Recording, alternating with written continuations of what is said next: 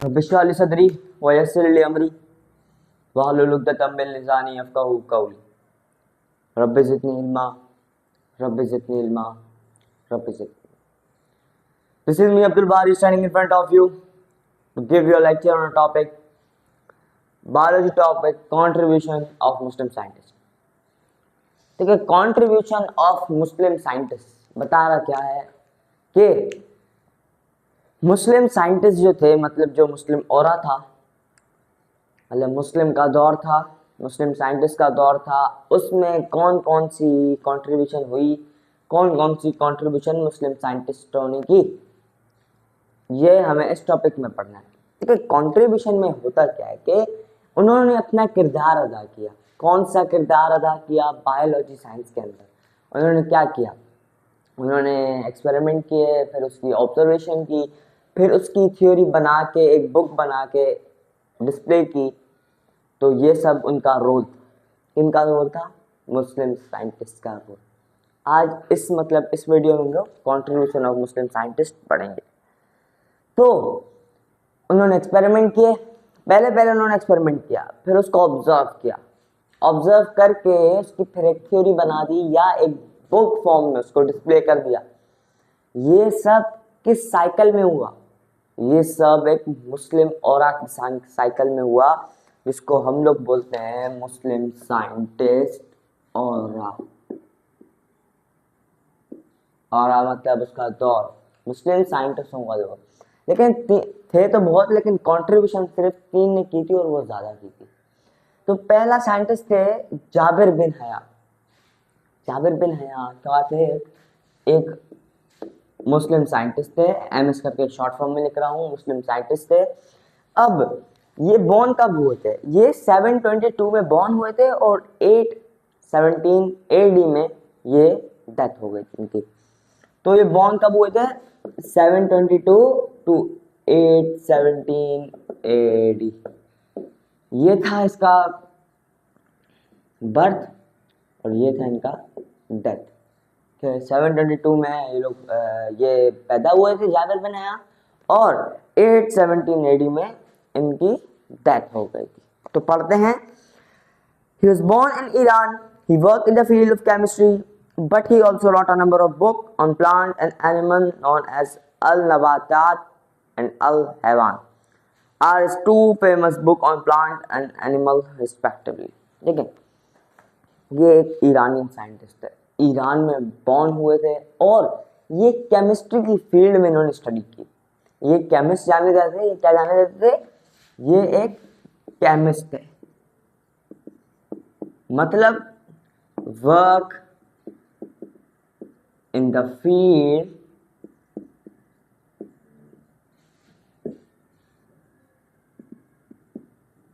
Chemistry, मतलब उन्होंने chemistry की फील्ड में काम किया।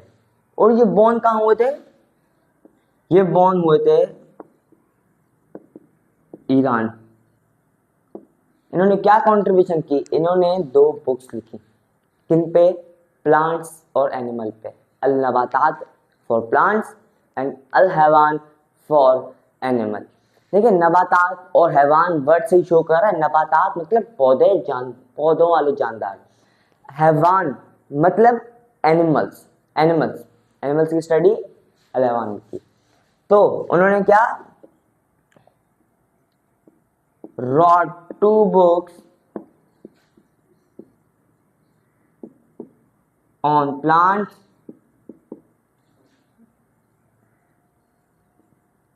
and animals। कौन कौन सी थी?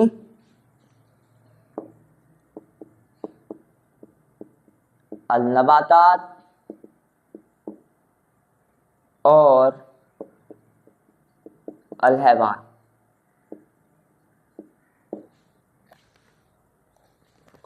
अब पढ़ते हैं अब्दुल मालिक असमाई।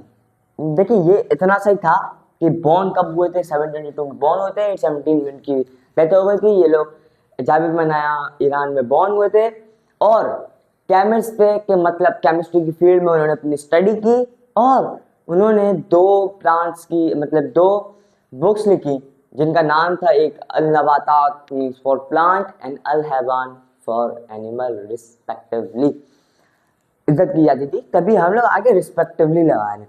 तो अब्दुल मालिक अस्माई 741 में वो पैदा हुए और 828 में उनकी डेथ हो गई।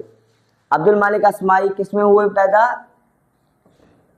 741 में पैदा हुए, 828 एडी में उनकी डेथ हो गई। 828 में उनकी डेथ हो गई। तो चलिए पढ़ते हैं।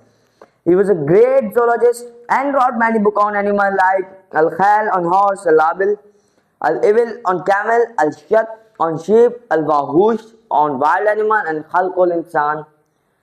खल्कुल इंसान जो था ना, जो उन्होंने लिखी थी, वो इंसानों पे लिखी थी, वो ह्यूमन पे लिखी थी।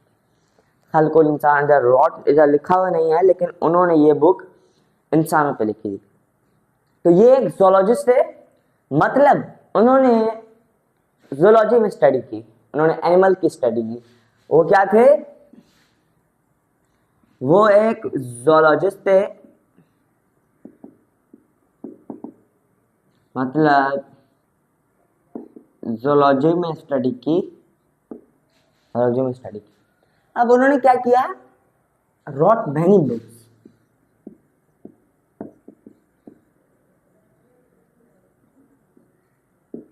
उन्होंने बहुत सी बुक लिखी, जैसे अल-खैल, अल-इबिल, अल-शत, अल-वाहूश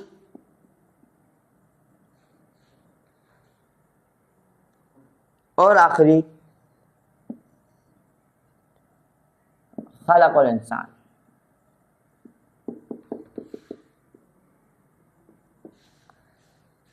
अल-खैल, अल-खैल लिखी हॉर्स के बारे में।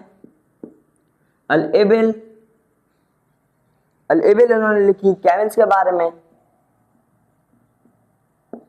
अल-शत फॉर शीप, अल-वाहूश फॉर वाइल्ड एनिमल्स एंड खलक़ुल इंसान। देखिए बुक में लिखा हुआ नहीं है इनका खलक़ुल इंसान का, लेकिन खलक़ुल इंसान उन्होंने ह्यूमंस पे लिखी थी। इनकी कंट्रीब्यूशन ये थी कि वो एक ज़ूलॉजिस्ट है, मतलब ज़ूलॉजी के अंदर डीप जाके उन्होंने स्टडी की। अब जब बंदा डीप जाके स्टडी करे, फिर उसकी नॉलेज हासिल करे और फिर उनको डिवाइड करके सबकी बुक्स अलग अलग बना दे, तो ये क्या कोई कम बात है? आज के दौर में ऐसा नहीं हो सकता, क्योंकि एक ये मॉडर्न दौर है। ये वो वाला दौर नहीं है कि लिखेंगे, बैठ के लिखेंगे भाई, स्टडी करके लिखेंगे, स्टडी करेंगे, नॉलेज हासिल करेंगे, फिर उनके बुक फॉर्म बनाएंगे, बुक फॉर्म में लिखेंगे, लिखते जाएंगे जब तक पूरी नहीं होगी, फिर प्रिंट आउट कराएंगे, फिर डिस्प्ले पे लगा देंगे। देखिए इसमें बहुत टाइम लग जाएगा, लेकिन इन्होंने जो स्टडी की वो मेरे लिहाज से तो परफेक्ट थी। जिस तरह स्टडी करना, हर एनिमल की स्टडी करके उनकी बुक बनाना, अलग अलग से बुक बनाना, देखिए कोई आसान काम नहीं है। ये हम कर भी नहीं सकते, सोचेंगे भी नहीं ऐसा करने के लिए, क्योंकि ये इसमें बहुत मेहनत लगती है और टाइम भी जाया होता है। तो 741 में ये बॉर्न हुए और 820 ये एक बता रहे थे कि ये इराक में, ये ईरान में हुए थे और इन्होंने स्टडी इराक में की थी, लेकिन ये ईरान में पैदा हुए थे, इराक में। ये बुक्स नहीं बताती, लेकिन मेरी टर्मिनोलॉजीज जो बता रही हैं कि ये अब्दुल मालिक अस्माई इराक में बॉर्न हुए थे, ये इराक में बॉर्न हुए थे, लेकिन इन्होंने स्टडी जो की थी, इन्होंने स्टडी, ये पॉइंट लिख दें कि स्टडी इन इराक। ये बॉर्न ईरान में हुए थे, लेकिन इन्होंने स्टडी इराक में की थी। तो अब है लास्ट बू अली सीना। देखिए इन्होंने ना अजीब तरीके से ना इन्वेस्टिगेशन की। इन्होंने एक एनिमल लिया था, इन्होंने एनिमल लेके उसका एब्डोमिनल रीजन कट किया। इन्होंने जब कट किया तब इन्होंने ना उसकी एम्ब्रियो की जो साइज थी वो देखी, एम्ब्रियो की स्टडी की। मतलब एक प्रेग्नेंट एनिमल का एब्डोमिनल पार्ट उसने कट किया, फिर उसने बिफोर बर्थ, बर्थ से थोड़ा टाइम पहले उसने एम्ब्रियो चेक किया, एम्ब्रियो की स्टडी की है खास बुक के जरिए। तो चलिए पढ़ते हैं। बुगालिसीना 980 में ये पैदा हुए, 980 में पैदा हुए और 1037 में ये डेथ हो गई। 980 में पैदा हुआ है, 1037 में इनकी डेथ हो गई, ये एडी कंसिडर किया जाएगा। तो इन्होंने क्या किया, he was the greatest of all Muslim scientists and considered as the founder of medicine. He is called as Avicenna in the West. He identified many diseases like tuberculosis, meningitis, and other such information. He worked in the field of mathematics, astronomy, physics, paleontology, and music. He wrote book Al-Qanun fil Tibb al-Shifa. देखें, ये embryo वाला किस्सा जो था वो इस book में लिखा हुआ नहीं है, लेकिन हमारे जो टीचर्स ने पढ़ाया था कि इसने एब्डोमिनल रीजन कट करके उसकी एनिमल की बिफोर बर्थ उसकी एम्ब्रियो देखी थी। इसको क्या कहा जाता था, एविकेनिया इन द वेस्ट। वेस्ट में इनको, वेस्ट रीजन में इसको क्या कहा जाता था, एविकेना। और इन्होंने ना बहुत मतलब फील्ड में काम किया, इन्होंने एस्ट्रोनॉमी में काम किया, इन्होंने म्यूजिक में काम किया, इन्होंने फिलॉसफी में काम किया, इन्होंने बहुत जगह काम किया। लेकिन इन सब की मेरे लिहाज से इन सब की स्टडी मिलाकर किसी की बेस्ट कंसिडर की जाए तो वो है अब्दुल मालिक अस्माई, क्योंकि ही done very well.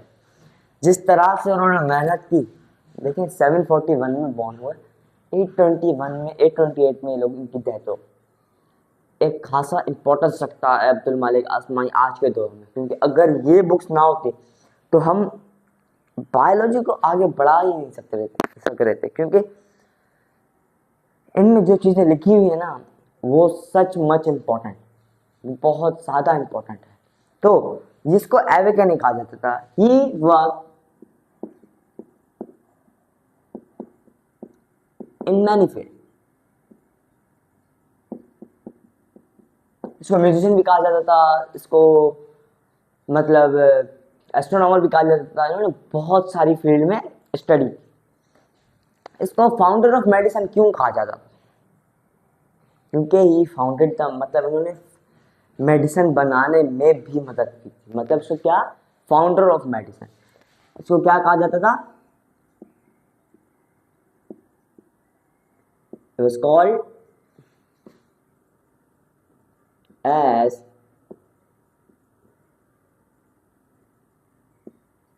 founder of medicine। अब बंदा एक म्यूजिशियन भी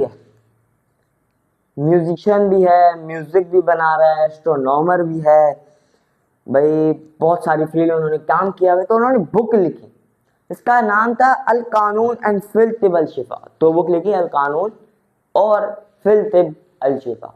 ठीक है, कोई स्टूडेंट होता है अल कानून फिल तिब अल शिफा एक ही पढ़ जाते हैं, बोलते हैं एक बुक है। एक बुक नहीं है, अल कानून के अंदर खाली रूल्स एंड प्रिंसिपल, ये पढ़ा देता हूँ, ये पॉइंट इसका यहाँ आ जाता है। इसने बुक लिखी अल कानून, ठीक है, कानून वर्ड से ही पता चल रहा है रूल्स, इसके रूल। और दूसरी लिखी फिल तिब अल शिफा, मेडिसिन के बारे में। मेडिसिन के बारे में इसने स्टडी की, वो उसने अलग बुक बनाई जिसको इसने नाम दे दिया fill तिब Al Shifa for medicine. Medicine में इसने ये लिखी फिल तिब अल शिफा। तो कंट्रीब्यूशन ऑफ मुस्लिम साइंटिस्ट तो आई थिंक सो कंप्लीट हो गया। देखें अब हमने टॉपिक, देखिए कुरान एंड बायोलॉजी क्या बताता है, इतना नए सिलेबस में इंक्लूड नहीं था, तो इसी वजह से मैंने नहीं पढ़ा है। कंट्रीब्यूशन ऑफ मुस्लिम साइंटिस्ट आज हमने कवर कर दिया। आपको यकीन है, मुझे यकीन है कि आपको ये वीडियो समझ आई होगी, आपको पसंद भी आई होगी। और मेरी वीडियो को देखें, ज़्यादा से ज़्यादा शेयर करेंगे। अब वो लोग भी मेरी वीडियो देखेंगे, व्यूज़ आएंगे उनके ऊपर, सब्सक्राइब होगा, तो बेनिफिट ही बेनिफिट है। ये बेनिफिट आपके लिए दे रहा हूँ मैं, क्योंकि अगर ज़्यादा मदद मिली तभी मतलब कंटिन्यू कर सकूँगा ना, वरना ऐसे थोड़ी ना कि 10 सब्सक्राइबर में आपको कंटिन्यू करूँगा यूट्यूब पे। देखें इट्स नॉट पॉसिबल, कोई यूट्यूबर ऐसा नहीं करता, कोई टीचर ऐसा नहीं करता। लेकिन मैं अपने आप को टीचर तो नहीं समझूंगा, क्योंकि मैं भी खुद एक मैट्रिक क्लास में पढ़ रहा हूँ। लेकिन एक अच्छे टीचर से इल्म हासिल करना, फिर आप लोग को पढ़ाना एक बड़ी मेहनत का किरदार है। देखिए, आप इसकी इम्पोर्टेंस समझ नहीं सकेंगे, क्योंकि जिस तरह से हमारे टीचर ने हमें पढ़ाया, मैं बहुत बहुत थैंकफुल हूँ उनका। मिलते हैं अगली वीडियो में। मेरी वीडियो को फिर बोल रहा हूँ, सबसे ज़्यादा शेयर करें, सब्सक्राइब करें, और कोई कन्फ्यूजन हो तो मेरे नंबर पे शेयर करें। आप शेयर कर सकते हैं मेरे नंबर पे कोई कन्फ्यूजन, अगर कोई कन्फ्यूजन है। और या कमेंट बॉक्स भी भरा हुआ, मतलब अगर कोई है कन्फ्यूजन तो कमेंट बॉक्स में भी आप पूछ सकते हैं। तो मिलते हैं अगली वीडियो में, तब तक के लिए अल्लाह हाफ़िज़।